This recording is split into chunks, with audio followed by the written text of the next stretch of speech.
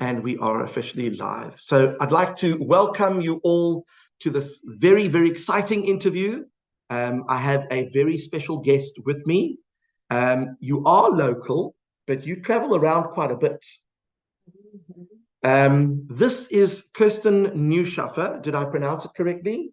Or do you say Neuschafer? How do you say it? Neuschafer. Oh, it's a good one.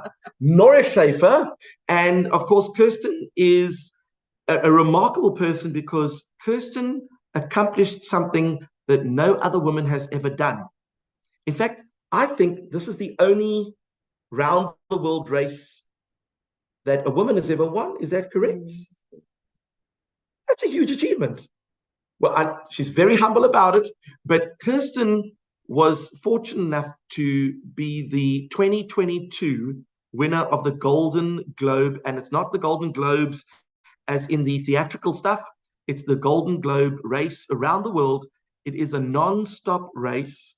That means you can't just park your boat in France and go shopping for groceries and pile things on your boat. You literally are non-stop on the water. You are on the water for anything between 7 and 9 months, which is absolutely insane. And then, of course, you are not only hampered with the fact that you can't have anyone on board to help you, that you can't stop, but also they've added a few little bonuses as well. You may not use technology, although there are a couple of allowances which we'll discuss, and you are certainly not allowed to use a fancy modern boat. You've got to use a boat that fits in with the, I don't know, certain criteria. It's got to be a certain size, it's got to be a certain age. And if that's not difficult enough, I mean, you're on an ocean by yourself for literally 7 to 9 months. I don't know how anyone can do this, but we're going to find out because Kirsten was brave enough or foolish enough, we don't know which one, we're going to discover this now, to actually do this and win. And of course, there were some other adventures along the way. But before we get there, I want to start off and say, where did it all start? What kind of student were you at school? Were you always passionate about boating? Because you mentioned earlier that you are from Pretoria. There's not much in the way of ocean in Pretoria. Not, but I was always passionate about the water. Swimming was my absolutely favorite sport, and the more time I could be in or on the water, the better. So the first bit of sailing I did was on the hardships dam, and how I didn't ever get Bulhasia there is beyond me because I'd spend hours and hours and hours in the water there. So you spent a lot of time in the water, and obviously, you know, water sports, something very exciting.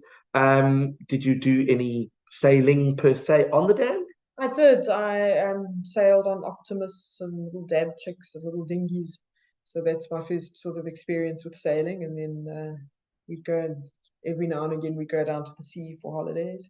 And then I'd sail on lakes close to the sea, like the Swartplay and those kind of things. So the childhood sailing I did was all on lakes and dams. And was that the impetus for wanting to pursue it further, or was that just something that encouraged you to enjoy it as a hobby?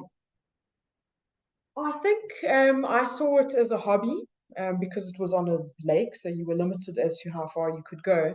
But I saw anything that was a boat, a sailboat, as a means of transport to go and explore. And I absolutely loved exploring, whether it was hiking or cycling or going somewhere on holiday. I loved being outdoors. I loved camping, and the idea of being on a sailboat going across an ocean just excited me even when I was, you know, a kid.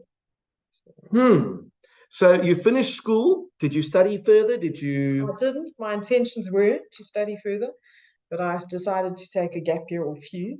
And after 4 years of having had a wonderful time, a little bit around Europe, North America, working and doing interesting jobs so that I could carry on traveling and just being completely financially and in every other respect independent, I decided it's time to come home. So I bought myself a bicycle in Germany and I cycled home. You bought yourself a bicycle and you cycled home. I think we can start to see where it all starts unraveling. She's going to cycle home from Germany. This is to South Africa. Okay. So How long did it take you to cycle from Germany to South Africa? It took me a year. And again, I like cycling as a sport, but I saw the bicycle as a means for transport and means to go exploring. So I wasn't in a rush. I wasn't trying to set records. In fact, no one even knew, other than, you know, my closest family, that I was doing it. I didn't even have a cell phone with me. I had a big Michelin map of Africa. That was what I So you did it old school. Yeah, very old school. Two things that I don't do. Bicycles, because they'd have to surgically remove the seat from my bum if I spend more than 5 minutes on it. And two, boats. Unfortunately, that movement kills me. You're obviously very lucky that going on a boat doesn't affect you in that way. Well, I have gotten seasick, especially when I started sailing on keel boats on the ocean. At first, I did get seasick. And it's a bit of a demotivating thing because it's obviously not a pleasant thing, but I knew it was a dream to sail. So I'm like, just, you got to get on over it, just push on through it. And the thing that helps against seasickness is being really busy and having the responsibility. For example, as a skipper of a boat, it's like, oh, there's no time to be seasick. So if you must then be seasick briefly and get it over and done with it, then keep going with the chores at hand. Yeah, just keep yourself busy. I like that one. Unfortunately, when it needs to come out, your busyness doesn't. So we can take a break. Go ahead. Go. I mean, that must be hard, obviously, for anyone who loves the ocean. But obviously, how do you reconcile this ability of, well, this disability of being sick all the time? You'll find that obviously people who are spending a lot of time on boats don't have that issue. Yeah, I know some very good sailors that still get seasick, and they use those patches or whatever. I personally never used any sort of anti-nausea tablets to go to sea because for me, I'm lucky it doesn't last long. If I haven't been at sea for a while, like, I don't know, multiple months, the first maybe 2 or 3 days, I won't be violently ill. I'll just feel very sleepy. I might feel a little bit queasy on the odd occasion, especially if I have to do some chart work or something like that. But I get over it. It goes away, and then for the rest of the passage, I'm fine. So.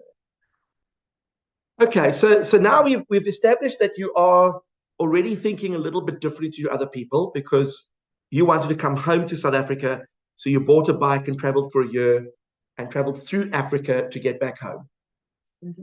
And you got home and you thought, that was a lot of fun. What else can I do? So what did you do after that? Well, that's exactly what happened. I got to Cape Agulhas. I said, well, now I'm at the southernmost tip of Africa, and I was staring out to the sea, and I was thinking, well, I just lived one dream, which was to travel through, potentially on a bicycle through Africa. So what next? Sailing. Sailing was another dream of mine. So I thought, well, now I'm going to become a sailor.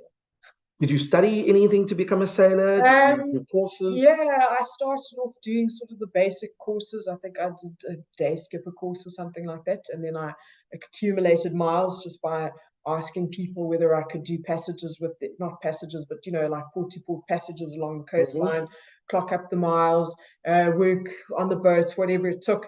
Then I got my coastal skipper's ticket because you need a certain amount of mileage for that. And then my first sailing job was actually, I just walked into a lucky situation, right time, right place. As I was on a boat as voluntary crew from Durban to Cape Town. We pulled into East London, and a ship called the Agulhas had wrecked on the breakwater. And I was talking to Is that the one that goes to Antarctic? No, it was a cargo ship. Okay. And it was just a wreck, and the municipality had said the ship must be removed from the breakwater. So I was talking to someone who was working on salvage project just by sheer chance, and he said, you know, I run a sailing school here, but I'm so busy with the salvage project, I don't have time for it. Do you want to run the school? And I said, well, I'm trying to clock up miles here. I've only got my coastal ticket. He said, you'll be fine. All right, great. Well, he obviously had vision because he realized that you were more than just someone who had clocked up a couple of miles. You obviously had skills. Well, what he did was actually an amazing gift when you give someone trust and confidence like that, to say, here's the boat, here are the students, go out and teach them. You build their confidence up vastly, because he said, oh, you'll be fine. I've no doubt you'll manage. I'm like, well, if he doesn't think there'll be a problem, I don't either. And off I went. And it was a great entry-level job. It doesn't have to be an entry-level job, but for me as a starter job, it was great because often when you're teaching, you're learning a lot, if not more, simultaneously. So. Sure. And then when in any of this, did the Golden Globe like come to your attention where you thought, you know, now before you even get onto that, you did a special project with National Geographic. Tell us about that. Well, I worked on a high latitude boat called Pelagic, and this boat was really specialized to go down to Antarctica and Patagonia, South Georgia, the Falkland Islands. And I worked for about 5 years on that boat, skippering it. And often we'd have film crews from BBC and National Geographic who wanted to make wildlife documentaries. So they'd get the permits and they'd tell us, well, we need a vessel to take our crew down to A, B, C, and D to film whatever it is that they're filming, and then we take them there. So it was amazing because we got to see some amazing wildlife. We got to go to places where it would otherwise be difficult to get the permits, like scientific bases and things like that. And it's interesting clients to work with because these are people that are passionate about the outdoors, about wildlife, and yeah, sometimes very taxing job. I can imagine. Because they're up at first light, down at last light, and sometimes you're helping them carry their tripods up the mountain, but you're also watching the boat at anchor with icebergs coming in and strong katabatic winds coming off the ice shelves and all that. So it was very good exposure to Southern Ocean sailing, to rough conditions, to you know, taking care of your boat, having the right amount of tools and spares on board so that you can be completely independent, because you're so far off you can't just call someone to come and help you. What were the most amazing things that you saw during that trip? The wildlife was certainly really amazing. I mean, we went down to South Georgia where you've got king penguin colonies with up to 300,000 birds, you know. You've got massive elephant seal colonies. You've got huge fur seal colonies. So the wildlife was breathtaking. Then you've got all sorts of other birds like wandering albatross and other types of albatross, different types of penguins. You often see a lot of whales. But then any like species that you didn't expect to see? I guess when I first went down to South Georgia and those places, I didn't really know what you'd expect. So I was learning as I went. You know, I didn't, for example, expect to see 300,000 king penguins in my life ever. Okay. So, but sometimes you see funny things, like you'd see like an emperor penguin on the on the Antarctic Peninsula, where usually they're way over in the east of Antarctica. So you'd sometimes see strange things. Whales, you'd see a lot of whales. You'd see them bubble netting so that they could get the prey. Well, the bubble netting would mean that they're not the ones looking for plankton. They're the ones who are grabbing the fish. Yeah, they. But I think some of the baleen ones also bubble. Oh, do they? Yeah, you have to sort of. I don't know. This is fascinating, and obviously, I mean, are you a photographer? Are you into photography? I'm a very amateur level. I do like photography, but I have to say I've gone on so many amazing trips that I've become quite lazy with the photography. Because you've probably got experts who are taking all the photos for you. Exactly. So, well, and I mean, you don't always get access to that footage because it's obviously footage that they, you know, is valuable to them. But yeah, you start feeling quite small with your little happy snappy camera. They're out there with their big drones and all their amazing camera. So now, and I mean, I don't know how you handle the cold, but it's cold out there and you're on the water too. How do you handle that? It's cold, but sometimes it's very dry. So you just get dressed warmly, and if the sun comes out, you can go and sit around in your t-shirt a little bit. You do acclimatize. That's what always amazes me, is actually, at least I speak for myself, but I think the human body acclimatizes quite quickly to all sorts of different conditions. So we'd even take a polar plunge sometimes and swim around a little bogey bit or something like that, just to say we've done it. So, well, I mean, clearly we're seeing a pattern here of things that you enjoy doing. She enjoys cycling from Germany all the way to South Africa, taking a year to do that, going into incredibly cold climates, and those are not exactly the smoothest conditions out there either. And yet, this is something you did for 5 years. Yeah, but I guess I like it because it's I like really experiencing what the outdoors has to offer, and it takes you to these far off places that aren't crowded. I like that. I like that. Well, we're going to look at an image or two, which I would love for you to chat about. And this goes on to the Golden Globe race. When did you first hear about this, and what compelled you to enter a race like this? Well, I knew of the original Golden Globe race that took place in 1968 because I'd read books about it, and I knew that Sir Robert Knox Johnston was the only one of 9 to finish the race and the first person to ever do it, all that sort of thing. And then in 2018, it was the 50th anniversary of the event having taken place, and never since having been repeated. 50th anniversary. Wow. So this is I'd never heard of it until last year when I saw South African wins the Golden Globe. That was the first time I'd heard of it. Maybe because I obviously don't hang around in sailing circles. But 50 years in 2018. 50 years in 2018. And they'd resurrected the race. So they were doing a replica of the original 1968 race in 2018. Okay. And they decide they're going to have a race that goes around the world. How far is it? 30,000 nautical miles. 30,000 nautical miles. And the rules are that you have to do it by yourself. You are not allowed to stop. Not even, well, I mean, you can obviously stop in the ocean if you're relaxing. Yeah, you can stop and drift. But you can't stop at a port or something like that. Exactly. You can't go into a port. You can't get any assistance. No one can bring you food or water or anything like that, or tools or whatever the case may be. So you have to go unassisted, non-stop around the world. That's okay. So you're traveling around the world non-stop in a boat that's about 11 meters long, which is not big at all. Yeah. And not only that, but you're not allowed modern technology. Can you define what they mean by modern technology? So they want everything that you use on board to also have existed in 1968. So in 1968, there was no GPS.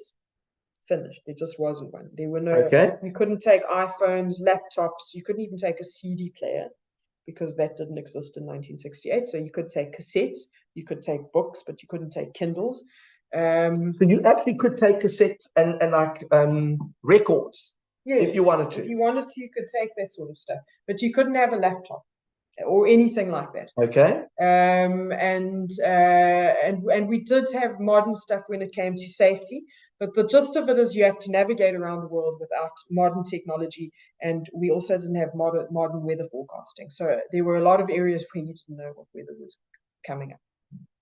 So you couldn't use GPS, you couldn't use autopilot, you couldn't use anything that a regular sailor would use in a competition like this. And you couldn't have a sat phone that you could use for just calling your mate or your mother or whoever you feel like speaking to in the moment. So you're cut off from communicating with the outside world to a large degree.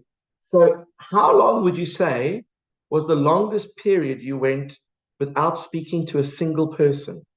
Well, because of the race being a race, they had to meteorize it in some manner.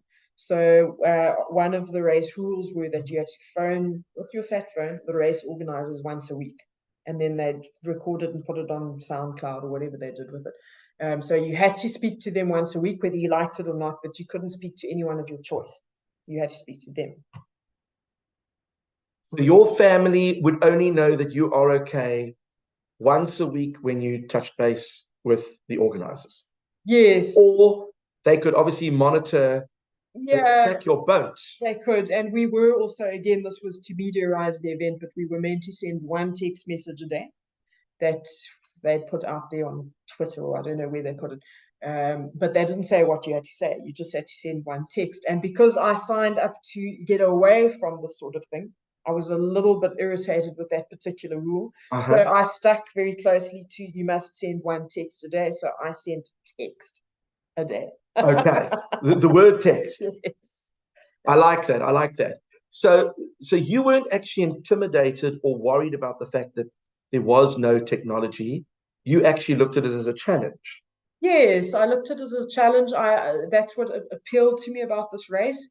That there was no technology, that I'd learned how to do celestial navigation, but I'd never had to rely on it or really use it. So in this race, I knew, well, I'm not going to have a GPS. So it's not going to be a question of getting the sextant out to do a sight just to pass a bit of time at sea. It was going to be a question of you have to do it, and you have to do it properly, because you've got to navigate your way right around the world.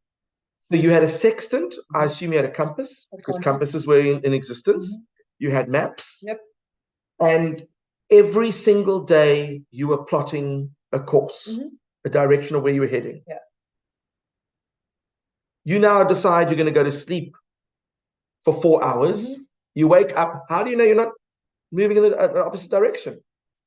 Well, the first thing you do when you wake up is you go and check the compass, and that tells you what your boat's heading is. Now, if it's on a totally different heading, then you know that the wind has changed, and as a result of which your boat's heading has changed. Because we weren't allowed autopilots, but we were allowed wind vanes, which are mechanical devices that keep your boat on a specific angle that you've set it to the wind. But if the wind changes, your boat's course is going to change. So if you knew you were in stable conditions, like in the trade winds, where the wind's very regular, then you could relax a little bit, because it was unlikely that there'd be a massive shift. But down in the Southern Ocean, you're dealing with depressions that are passing, so in effect little storms that are passing you, or big storms, and every time they pass, the wind's going to go through a specific pattern of how it shifts. So if you were expecting a change, then you'd be more alert, because you'd have to then reset your sails and your course and everything else, so that you still be on the course that you want to. Yeah, this is absolutely insane. And apart from that, you're on this boat. You've obviously got to keep an eye on where it's heading at all times. Anything could happen. I mean, you could have the mast snap off. There could be a storm. You could whack a whale. I mean, one of your fellow contestants had to be rescued, which we'll get onto a little bit later. I mean, these were not things that could be expected. No, but you do try and plan, and that's the thing, is that the preparation was a much bigger factor of this race than the actual race itself. So it took me a number of years to prepare the boat to the standards that I felt that it will be able to survive a lot of potential things that happen to it. We tried to, for example, we replaced the rig, all the wires, the cables that hold the mast up, and we tried to strengthen everything. These things over here. Yep. So this is all the equipment that you have. Obviously, helping grips. Let's go back there. This is all the equipment that you have at the moment. You can obviously go down underneath inside the little cabin there. And it's very livable. Does it have a toilet? It does have a toilet, but I assume that the toilet, when you flush, it just goes straight into the ocean. So that's quite useful. A bed. You probably have a bed. Did you have a hammock anywhere? I did actually. If it was really nice and there was not a lot of wind and not a lot of sea state and very hot in the tropics, I'd sometimes, just for the fun of it, string a hammock up there and just chill around in it a little bit, but not for too long either. According to my understanding, a year involves several seasons. So you might be going to start off in summer, but you're going to hit winter at some point. Yes, well, fortunately, we started off in September, when the Northern Hemisphere is starting to go towards its winter. So you followed summer. Yeah, we followed summer, because we wanted to be in the Southern Hemisphere summer, going around the Southern Ocean, because obviously you don't want to get into big winter storms in the Southern Ocean. Okay. Everything I'm following so far, but if you know that you're going to be on the water for 8 to 10 months, and you can't do any stops, and no one can bring you care packages, you have to pack food for those 10 months. But it could be 11 months. It could. So you need to have an allowance for something, going wrong, and that you'll end up being out there. How do you calculate how much food you're going to need? For me, it was quite unscientific the way I did it. Firstly, I had quite a lot of experience from the years that I've been working at sea on quantities. But part of my preparation, it wasn't planned, but it just happened that way, and it worked out really well, was that I sailed from Canada to South Africa, because I'd bought the boat in Canada, I'd refitted it in Canada, and I wanted to come home. And then I sailed from South Africa up to France, where the race starts. So I'd already sailed 15,000 nautical miles on the boat before the race even started, on my own. So I had a very good idea from those trips already of how much I'm going to be consuming and what what are the things that I'm going to be enjoying most while I'm out at sea, or even needing most while I'm out at sea. And then when you get there, who pays for all the food that you have to? I say you pay for everything. Yeah, look, I mean, if you've got like a title sponsorship where you've got big sponsors that are covering the entire race, then that would be part of your budget. But in my case, I had certain amount of sponsorships, but the majority of the race was funded on debt and on personal savings. So yeah, it meant forking out a lot of things to fulfill one's dream. So I'm curious, if you're going to invest that kind of money and that kind of time in a race and you come fourth, Mm-hmm. would you have felt deflated and felt, it wasn't really worth it?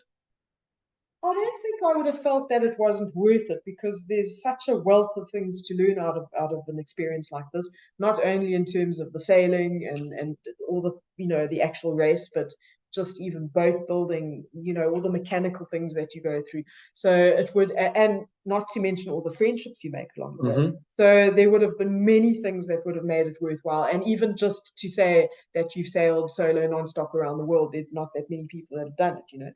So I don't think I would have been completely and totally deflated, but I did want to win. It was my ambition. So I certainly would have been a lot more disappointed with the result than I am. I can imagine. But you actually, I mean, you went into when you had 15,000 nautical miles, or 50,000, 15,000 nautical miles experience going into the race. That helped just from a on my preparation boat. point of view. Just on my boat. Before that, I'd already had over 200,000 miles that had clocked up in the course of my career. Okay. So now you get to France. How many people are you competing against? Well, 16 sailed over the start line. But apparently they can only take a maximum of 30. That might be so, yeah. So what I understand is the race takes approximately 30 each year, and then they build a waiting list. So if any of them cancel, then they shift people up. And I don't think they ever had 30 entrants, because it takes a lot to want to do the race. So I'm not sure if they ever had 30, but certainly certain people signed up and they just weren't going to make it financially, or for whatever reasons, because it was particularly difficult in the 22 edition because we were coming out of the pandemic. So just in terms of getting funding and sponsorship and all the rest, it wasn't. Okay, so I'm having a look at this map over here. What are we looking at over here? You start here. Yep. So that's Le Sable d'Olonne in France. You come all the way down past around the Cape. And that must be special for you, coming past Africa.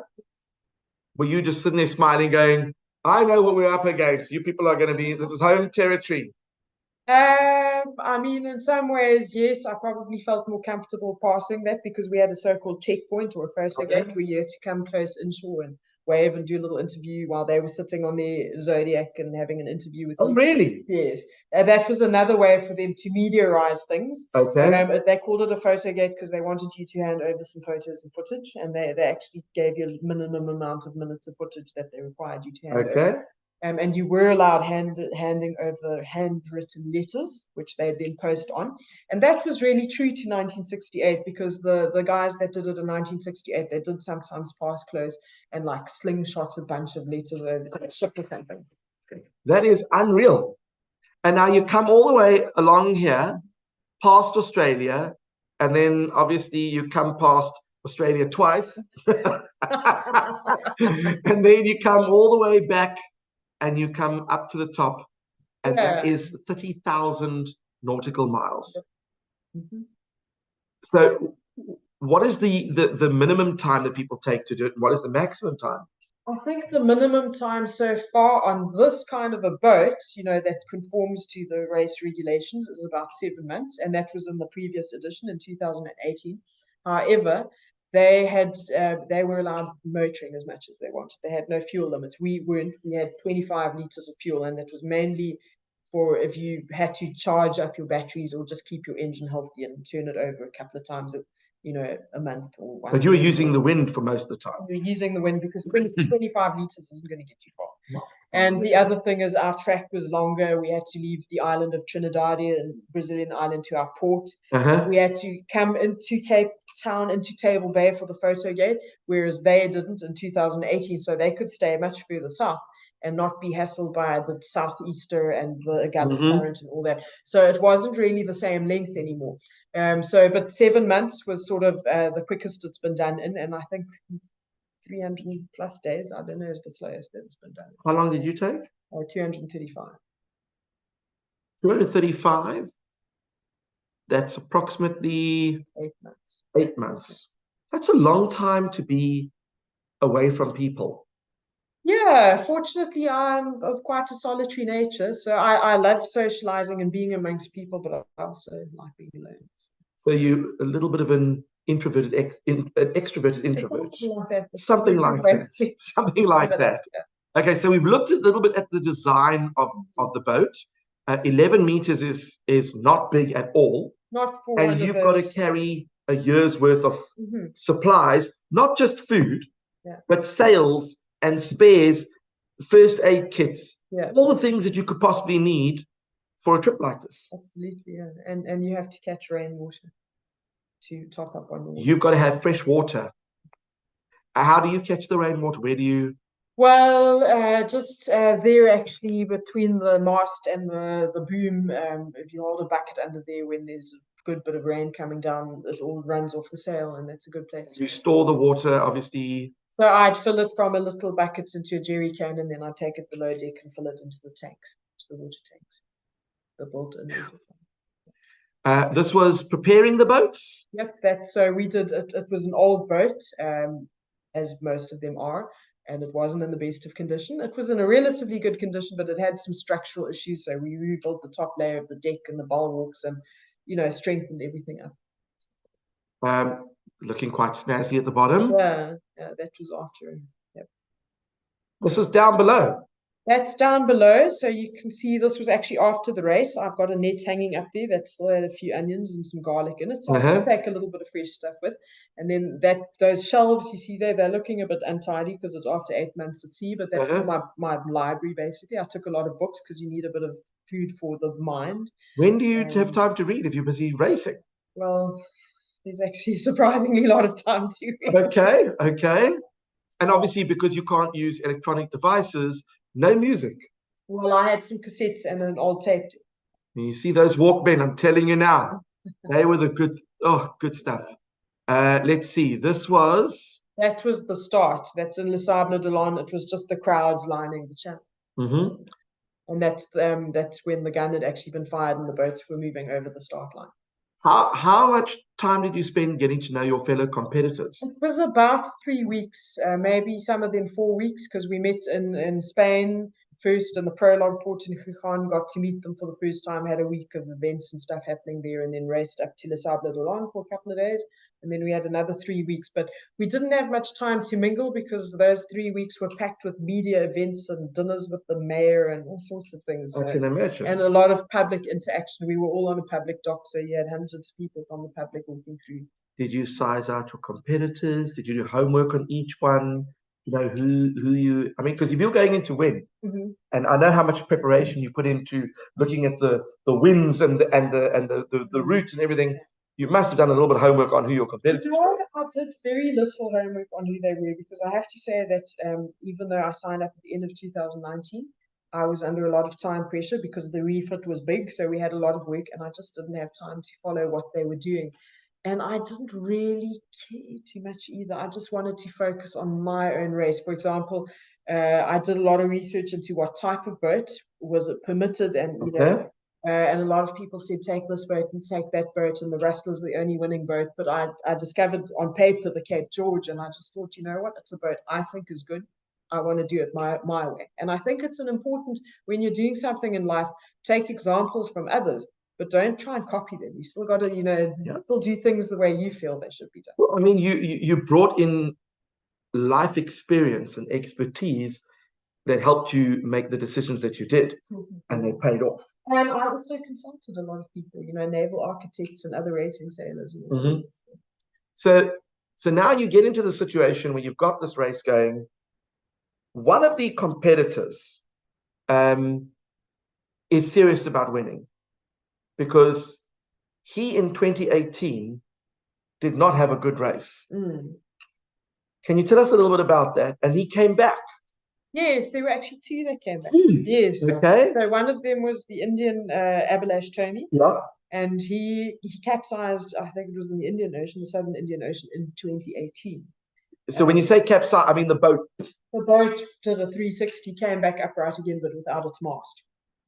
Well, you can't certainly race without a mast. Exactly. So, but now usually you can set up a jury rig where you use spinnaker poles and other things to at least get to a continent back to land. Uh-huh. But he couldn't because he'd actually broken his back to a degree. So how did he get to call for help? I think he managed to call to, well, one thing that happened is I think his distress beacon went off. Okay. And he was able to, I can't remember exactly how, but he was able to make contact because he wasn't completely paralyzed. And I stand to correction, I think the Indian Navy came in and rescued him. But so you've got a guy, his boat capsizes, he breaks his back, and he decides, I've got an idea. I'm going to enter that race again. Yeah. And it was great, because it shows these are the kind of people we're dealing with. I'm just telling you. Yeah. I think women, I don't know, I can't speak for him, but I'm assuming it was unfinished business and that he needed business to do the whole circuit. So. And then you said there was another competitor. Yes, the Finnish sailor Tapia, he was in 2018, he was in the race as well, and he was one of only five that finished the race. However, he had major barnacles growing on his hull and he had forgotten to take a scraper. So he had to carry on sailing with all these barnacles, and it slowed him down really severely. Does it make that much of a difference? It's huge. It's huge. You can actually, even putting more weight on your boat doesn't make as big a difference as having a rough hull. So wow. So there we go, science people. You can look into fluid dynamics and look at how a boat moves with barnacles. So how do you get those off? Do you have to dive under your boat? Dive and with like a scraper, like a putty knife type thing. So do you have scuba equipment with you? No, I just had a snorkeling mask and a wetsuit. And so how often did you actually jump off the boat to go and do that sort of thing? It was calm, and in the tropics where the water is nice and warm, it was a pleasure to jump off the boat and just go and check. And then you'd see the little larvae starting and you wipe them off. They're easy to get off. But then it's more difficult in the Southern Ocean because it's cold. And even when you don't have wind, there's huge swells. So the keel, when you're under the water, the keel's still rocking backwards and forwards. So it's not an easy job, and it's not really a nice job because it's cold. No. I mean, this is a lot more than just sailing a boat. Yeah, and that's what makes it quite an interesting race because it's so long. It's a real race of endurance, and these little issues pop up, because of the length of the race and the size of the boat and all the rest. If you're watching and you have any questions, I know we've got a couple of you joining us on Zoom. If you have any questions, just type a question in the chat and we'll give you an opportunity to ask a question over here. I'll have a look at the chat. We'll keep an eye on it in case any of you would like to ask something to Kirsten. And of course, this is one of those days where the weather looks beautiful. You're probably chilling out and you think, oh, I'm just going to go for a little dip. Yeah, exactly. That was actually just past the Canary Islands. So the water was nice and warm. It was very unusual to have such calm weather. It was like being on a mill pond. And fortunately, it only lasted a day and a half or something. But I got stuck in similar weather coming back up the Atlantic in the doldrums, where I got stuck almost for 2 weeks, and that's mentally very, very tiring and tough because you don't know how long you're going to be stuck. You've got no weather information. Now, I noticed a little sneaky picture over here. These look like solar panels. I don't believe they had solar panels in 1968. Right, they didn't. However, we did have certain electronic equipment on board that we didn't have in 1968 because of safety, like a sat phone and a tracking device, and also we had electric lights back then. They might have had, some sort of paraffin lights, lamps, or whatever. And the race wanted. The race organizers wanted to be an environmentally friendly race. So they didn't want us burning fuel to be able to charge up our batteries. So they said that solar panels and also hydro generators or even wind generators would be allowed. In fact, the solar panels were not only allowed, but required. That is very, very cool. And I see this is actually a video clip. It is, but I wouldn't. But yeah, I don't know. I'm just having a look, And I see there was a question. Linda, do you want to ask the question? You can just unmute yourself and ask the question.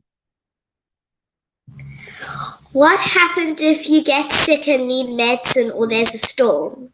Oh, Swati wants to know, what happens if you get sick? Well, prevention is always the best sort of option. To try not to get sick, to try not to injure yourself. So you've got to really take care of yourself, including not falling overboard, because then it's goodbye. And I was fortunate that nothing happened. But one of the requirements was that you had to do a ship's captain's medical course. And then they sent a huge, big compulsory medical kit with you, so that if you were seriously injured or even had to give assistance to one of the other competitors, you could get onto the sat phone with the doctor and you could describe your symptoms or someone else's symptoms, and they'd say, treat it in such and such manner. And in terms of the storms, it's almost inevitable that you're going to get into storms on a race like that. In fact, I wouldn't say almost, it is inevitable. So you need to have thought about what your storm tactics are going to be and have the right things like a drogue or know how to heave to, and not only have thought about it, but also practiced it. So, yeah. What on earth is a drogue? Now, drogues is a thing that you trail behind your boat to slow you down. Because the problem is if your boat starts surfing massive Southern Ocean swell, it could pick up so much speed that it sort of crashes into the next wave ahead of it and then goes like it does a somersault forward, which is called pitch poling, which can be very dangerous. Well, you see, there's a lot of science that goes on here. And I know that one of our colleagues, Mariette Wheeler, is actually on her way to France as we speak. She is going to be at the top 10 Global Teacher Prize ceremony. They are going to announce who the top 10 winner is, and she's representing South Africa, and she runs the maritime studies at Protea Heights Academy, and she was so keen to be a part of this, but her heart was torn because she was on an aeroplane flying to Paris, but she has passed this on to her colleagues as well, and hopefully she'll watch this afterwards. But you did have to rescue someone. Can you tell us about that? Well, this is now the Finnish sailor, Tapia, who'd come into the race a second time. And he was about 500 miles off the South African coast when his boat sank. For some, what I believe, some structural issue with the boat, but it was a catastrophic thing in which his boat sank within 20 minutes. The boats don't just sink. I mean, he must have either hit something. Well, he says the water entered from the back, which is why we think, well, I think, I don't know, and because the boat's on the bottom of the ocean, no one can really go and check what happened. But I think something must have cracked. The hull must have cracked for some reason, or there was a through-hull fitting that burst or something. But he had a lot of water entering in a very short time, and he actually just had enough time to get out of his bunk. The water was already to his knees, and get his grab bag, his survival suit, and get his life raft that was on the deck deployed. And then he got into the raft and his boat sank. So, and all his possessions and everything went down with the boat. Went down, except for what he would have had in his grab bag. One of them, we had two. He was only had the time to take one. And he had certain things like a handheld VHF radio and a distress beacon in that bag. So, okay. So then all of a sudden you get a distress signal from the race organizer to say one of your competitors is in trouble. Yeah. Do you sit there thinking, I could just carry on? Or do you think to yourself, well, winning is important, but life comes first? Life comes first for sure. And I think for anyone who's been at sea, I think it's natural that you think that way, because you wouldn't want to imagine yourself in a life raft and someone else thinking, yeah, want to win the race. So in that moment, I just wanted to get to him. I wanted to get to him as quickly as possible because I was the closest human on the planet to him at that time. And so I did, I put. How long did it take to get to him? Well, there was a delay in my actually figuring out or finding out that his boat had sunk because of the tracking device didn't transmit immediately. So by the time I got to him, he'd already been drifting for 24 hours in his life raft. Well, he had been in his life raft for 24 hours. And I had probably been sailing for, I don't know, maybe 16, 18 hours. I can't quite remember, to get to him. That is a significant amount of time Did you ever think, well, I hope I get there and he's okay? I did. I mean, I was really anxious to get to him, but because he had communication even while he was in his life raft, he was able to transmit messages to the race organizers saying, "I'm okay." And they were transmitting it onto me. So I knew he wasn't injured. It seemed like the fact that he was able to transmit those messages meant that mentally he was holding it all together as well. So I was reassured. And duly, I was reassured because by the time I got to him, I thought, what kind of a mental state is he going to be in? But he was incredibly positive. He was making jokes and laughing.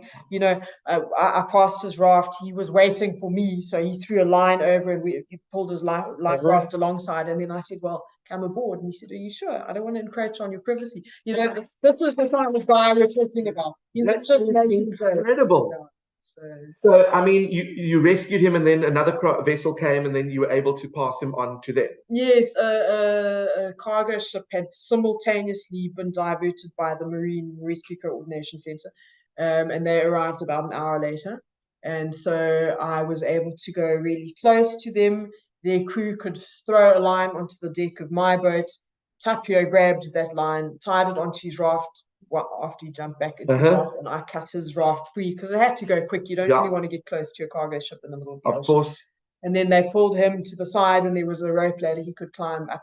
Quite a high little climb he had to do there, and I could move off again and carry on racing. Did you get any photos of the whole thing? I did, yeah. I mean, that must have been something quite memorable. Yeah, it was quite an amazing event, and the biggest impact it had on me was his positive attitude. So, you know, next time I'm sort of getting grumpy about something not going my way, I just have to think about him who just lost his whole boat and everything on it and out of the race, and yet he was as positive. We learn. What do they say when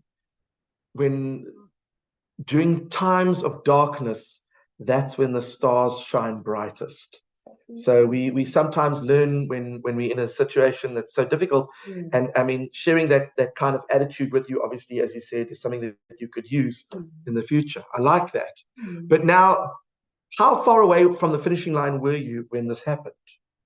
So far away because this happened about 500 miles off Cape Town, so there was still. So you still had a long way to go. There was still the majority of the Indian to cross, then the whole Pacific, and then the entire leg back up the Atlantic. You have to go past Australia twice. That is 2 Australias. Well, absolutely. What is this a picture of? That's rainwater. Oh, okay, so you obviously captured. And it's brown because that's actually the Sahara dusting. Yeah. Did you have filters? No, I just tasted it. It didn't taste salty, but the dust wasn't going to be a problem. This is, I assume, using a sextant? Yeah, that's right. And this is how you use to navigate? Yeah, so you measure the angle between the horizon and in this case the sun because it's daytime, and then if you've got accurate time based on that, you can get a position line, and if you get 2 position lines a day, then you've got a fix. That sounds a lot easier, but if I'm standing on a boat, that horizon is moving like this. How are you using a sextant to work that out? Well, in that case, on that photo, it was a calm day. That's why I read okay. But it does become more complicated when you've got swell. But you do kind of get the hang of it. I mean, you're probably a few more miles off because your angle is not going to be 100% accurate. But it's, you know, when you're in the middle of the ocean and you're a few miles off, it's not a big deal. How often did you just jump in the ocean and take a bit of a dip? If there was no wind, I'd jump in the ocean and take a dip. Oh, okay. I assume this is obviously planning and plotting and drawing out and doing it old school? Yeah, so that's a paper chart, obviously, and that's you can see my track and my daily positions because I get one accurate position there that I've plotted. So that's over a 24-hour period. You can see my progress approaching Cape Town. Very cool. Did you have any ships coming out to you or boats coming out to you to say hello? In Cape Town. I did. I had the race organizers, I had my family, I had friends, which actually made it quite difficult for me because I was looking at Cape Town and I could see all the nice little spots on shore. I couldn't even give my mother a hug. I just had to say, hey, how's it? Great to see you. Shout it across a distance wave and keep going. So. That is insane. And did you climb all the way to the top to get this shot? I did. So that's actually sailing with the spinnaker. So I'm above the spinnaker. And how high is this? The mast is about 15 meters. Yeah, you're adding all those wonderful things: heights, ocean, Sharks in the water? You were never worried about sharks? Off Tasmania, I had a few calm days when I actually wanted to dive over the side to scrape barnacles, and then little sharks popped up, just little ones, but I'm sure they wouldn't have bitten me, but enough to not make me want to dive. But in the tropics, if I went swimming, I've never thought of sharks. Never thought of sharks. That's the rescue. That's the rescue. That is the rescue. I mean, that's an incredible thing. He must have been a little bit frustrated that it was his second race and it just didn't go the way he had hoped. I guess, but yet he was as positive as he was. So, you know, and they were actually drinking a little rum because he didn't want water, he didn't want food, but he said yes to a little rum. So we're toasting the fact that he was safe and alive aboard. That's brilliant. That's brilliant. Has anyone ever lost their life in a race like this? Not in the in the original 1968 race, one person did lose their life because they lost their mind and they think. Well, that's what I want to talk to you about. I mean, right now, NASA is contemplating trips to Mars. Mm-hmm. The journey is approximately 7 to 9 months. It could even take up to 2 years, depending on the position of Mars and Earth and where we are when we take off. Mm-hmm. But the shortest distance is approximately 7 to 7.5 months. Mm-hmm. That is approximately how long you spent on the ocean. Mm-hmm. How difficult is it to be on your own and actually not have, I mean, yes, you could pass on messages and they're not instant. They're going to take a couple of minutes, whatever, to reach Earth, whatever. But how difficult is it to be on your own? And would it have made it even more challenging if you had people with you? For me, the loneliness factor wasn't that difficult, but for other people it was. So it really depends a little bit on your personality. I also feel I'd practiced it a little bit by having done a number of solo passages on my own, or even, you know, cycling through Africa on my own, whatever, even though I was meeting people, but you're still ultimately doing it on your own. But I liked, you know, it was something I chose and something I knew I liked. So for me, that wasn't the worst. It is tough when things are going wrong, or when the times are tough, you know, when you think, gee, it would be nice to have an extra pair of hands to help, or it would be nice to talk to someone right now because I'm getting frustrated. I'm driving myself crazy because I don't. Did you take a coconut? Did you draw a little face on it? You didn't do any Tom Hanks stuff? But I spoke to my boat. My boat was like my team member. You know, Did your boat have a name? My boat's name is Minnehaha. Minnehaha, that's what I was going to say. And of course, did you, I mean, for sanity's sake, I mean, you literally obviously have to keep your own company and you have to kind of keep yourself sane. Yeah, and you have to keep yourself in a state that you actually like your own self. So when I was getting negative, when I was stuck in the doldrums for 2 weeks and I was getting really negative, I actually had to say to myself, you know, you actually really irritate me when you're negative like this. Like, can you please stop it, because I can't handle you otherwise, you know? So yeah, I mean, you do a few funny things, but even just reading, when you can read a book and go into a book and someone else is writing whatever story that they're telling, you escape your own mind, your own little world, and that's important sometimes. Or being able to write. It's a substitute for dialogue. So you can, you know, it's not instantaneous because someone might only get the letter in 5 months or never even. But the fact that in that moment, it's like, oh, I wish I could have told so-and-so this and that, the next thing, you write it down. So you eventually travel the 7.5, 8 months, 8.5 months, 8 months. You get to shore. I mean, what was that like? How did that feel? Knowing that, first of all, the anticipation of how close you were, that must have already started building emotions. Although towards the end, I wasn't thinking much about it because I knew I'd gotten stuck in the doldrums. So I knew if I stood any hope of still winning, I'd have to push that boat really hard. So towards the end, I was sprinting and I was really trying to keep. How close was the next competitor to you? The next one, Abinash came roughly 24 hours after me, so close. It's close. In ocean terms, that's pretty close. Wow. And I mean, normally when you're running a race, you're looking behind you to see, I mean, you don't know where he is. You don't know, and that's the problem. I didn't know. I was expecting the worst and hoping for the best, but I just had expected that at that stage I wouldn't be able to. Did you know anyone was in front of you? I didn't know that either, but I just had to assume that Simon and Abinash were in front of me. So yeah. So when you were racing, you thought that maybe I might be coming third. Well, yeah, that's really. Well, I knew. Look, Simon had stopped, so he wasn't in the same category anymore. So I knew he couldn't win the race anymore, but I still would have liked to even, got in ahead of him.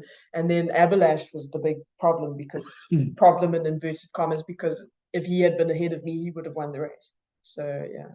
And obviously helping someone could have slowed you down. It did. It would have, certainly, but they did try to take that into account. So I got 36 hours in my favor. So my official time is under 235 days. It's 235 days minus those 36 hours, which meant that I got line honors. But even without that, I would have won the race ultimately. And it's difficult, I think, with the time compensation for a rescue, because you might miss a system by 36 hours or even 12 hours, and you might get stuck where there's no wind. So that is. I see what you're saying. I see what you're saying. And this is you coming in. That's passing the notorious Cape Horn. The Cape Horn. That's coming in at the end after 235 days. I mean, so you that must have been a feeling of just utter elation. It was, because firstly, that's when I had figured out, had actually discovered that I was going to win the race. Oh, at what point did you know? It was 7 miles before. I'd been sailing in thick fog, and then I got out of the fog, and there was Les Sables d'Olonne, and that's when people told me you won. So up until people were saying that.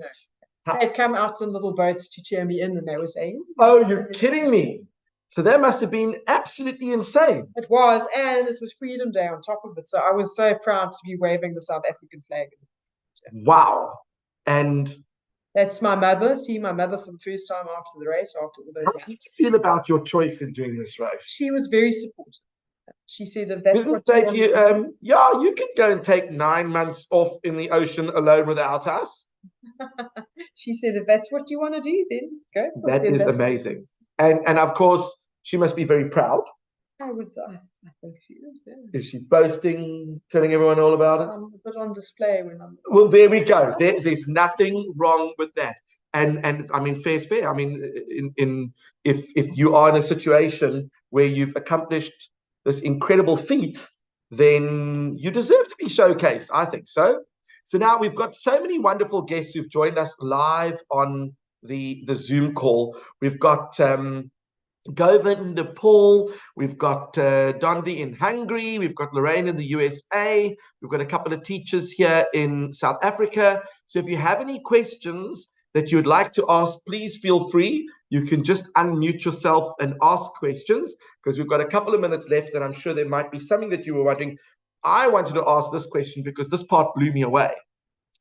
What was the first prize for winning? 5,000 British pounds. So now I need to put this into perspective. What does it cost to enter this race? Well, the entrance fees alone are roughly 15,000 US dollars without sponsors, and so about 15,000 pounds ish, because they're pretty similar. Yeah, it might have been Australian dollars too, but okay, but let's say 15,000 pounds to enter, plus you still have to pay for your boat, plus you still have to buy all your own supplies, plus I'm sure the training and everything. I mean, you are there for a long time. You've got to have accommodation and food and everything else that goes with it. No, look, the 5,000 pounds doesn't come anywhere near your budget. It's just symbolic, because that's what the prize was in 1968, except that in 1968 it was probably the equivalent of 200,000 British pounds. So. What you could have done with 200,000 British pounds. I mean, that is just absolutely insane. But clearly you were not racing for the money. No, there are very few things in life I've actually done for the money. I've mostly done it for the fun, for the experience, for the challenge. Now, I've had the privilege of connecting with a lot of people who have done things that are beyond the scope of the average person. And once they're done, I'm thinking, well, you've reached the pinnacle, you've achieved something that no one else has done. But then I look at them and I see that little twinkle in their eye, and they sit there thinking, well, until the next challenge. And then I know that, I mean, yes, I know you're going to be taking a break because you probably need one. Mm-hmm. But somewhere along the line, there's something twinkling in the back of your mind thinking, I'm ready for something new. Yeah, and I definitely think so. I'm going to become restless, and I'm going to want to do something else that's an adventure. Would it be on a boat? It might be on a boat because I love being at sea, and it's one of the things Everest? I don't think Everest, because there's just too many people going up there. I don't want to be an ant in the line going up there. I think it makes it dangerous as well when there are that many crowds of people going up. I think the last Everest season turned out quite badly. But on the same token, I'm not trying to. I think the next thing I do is not going to be to try and break a record or win a race. It's going to be an adventure that I choose because it's something I'd like to experience. It's something that's going to challenge me personally. So it's not. I don't have to break a record. I just have to, go and find my own adventure. Your work has obviously taken you around the world. Yeah. Any particular favorites? Well, South Georgia and the Antarctic were pretty amazing, but I don't know. I'm the kind of person, I get to a place and I enjoy it for whatever it has to offer. And I find most places are pretty enjoyable and have interesting people, interesting challenges, interesting things, beautiful things to go and see. So where is home?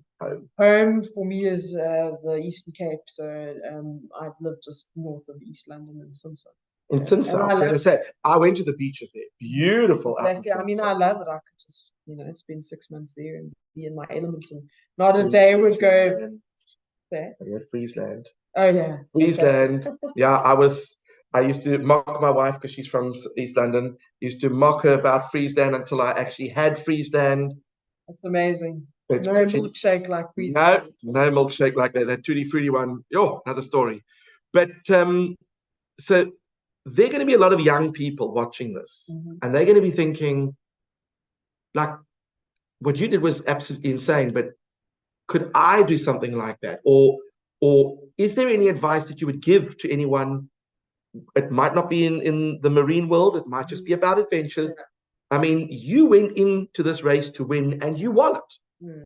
That's a serious attitude to go in with, considering that you'd never taken part in this race before. A woman had never won it before, but you were determined to do it your way and you did it. What sort of advice would you give young women? Well, when it comes to the women thing, I didn't want to be in the race as the only woman. I'm a woman, yes, and that is as it is, that's a fact. But I wanted to be there as an equal. I wanted to be recognized as a sailor. I didn't want advantages or disadvantages. Winning the race for me was not about winning as the only or as the first woman. It was about winning the race as a sailor. And that's my advice to women or young girls or whatever, is don't let anyone put you in a box. When it comes to a thing that you want to do, don't let anyone say you can't do it because that's a man's domain. Or, maybe if it's something where you need brute physical force, physically we are different, but with something like sailing, it's not about brute physical force. And a lot of challenges in life are about the mental challenge of it. So, and I don't see a reason why men and women are different mentally. But emotionally, you obviously were very strong. Yeah, possibly. And I think, again, that's because it's something my dream, something I was pursuing, something I've also practiced a little bit, doing these things on my own. And also I went in there well prepared. I knew my boat was really good. We cut no corners in preparing the boat, spared no expenses. I'd done all that sailing, even on my own boat before the race started. So my advice would be, sometimes 70-80% more of the battle is won just in the preparation. So do your research, do the work you have to put in before, because the more work you do beforehand, the less you're going to do while you're in the thing. Like, I'd much rather work when the boat's on a dry dock than when it's on a I can imagine wobbly ocean. So, that's one of the things. And then, what is your ambition? And you don't have to want to win. Even, some people would have signed up because they want to go around. And that's fine. But then you work according to what your ambition is. That is unbelievable. Well, sadly, we've come to the part of that interview where we have to say goodbye because we've already passed our time. I have to tell you that I could probably spend another hour asking Kirsten questions because there are a lot of things that just didn't add up for me. And I like to get to the bottom of why a person would be compelled to actually take part in an activity like this. And I mean, the sheer magnitude of actually winning something like this against, these were not fly-by-night sailors. these are people who knew the water. They had many years' experience. I think Abhilash was a commodore in the Indian Navy. I mean, you had people who were very established, and you went out and beat them. Do you have any aspirations for maybe, I don't know, doing something in the Navy? No? No, because I probably wouldn't get the amount of solitude that I get. So the solitude was obviously a bonus for you. It was at all, yeah. And you were actually asking me whether I think it's more difficult, like with these Mars people, people traveling to Mars, whether it's sometimes more difficult with people. And in some aspects, I think it can be, unless everyone's getting along really well. But, especially when you go to sea and you can't just go ashore and have a walk or go and have a coffee somewhere on your own. It doesn't have to. Sometimes it's fantastic, but I've seen sort of strange crew conflict developing in those kind of confined conditions. I can imagine. So in some respects, I think being on your own can be easier in those kind of conditions. Well, I want to say thank you very much for your time.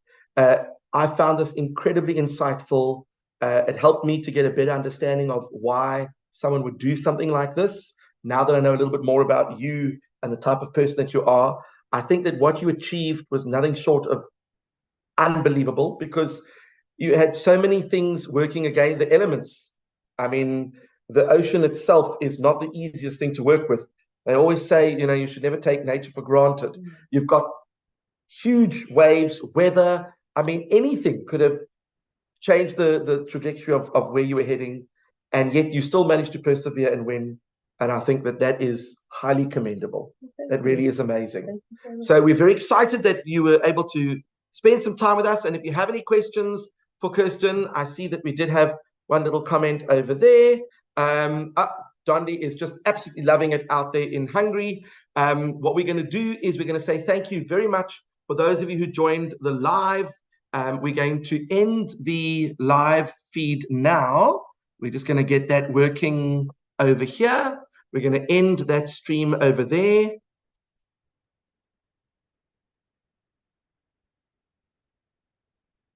And we are going to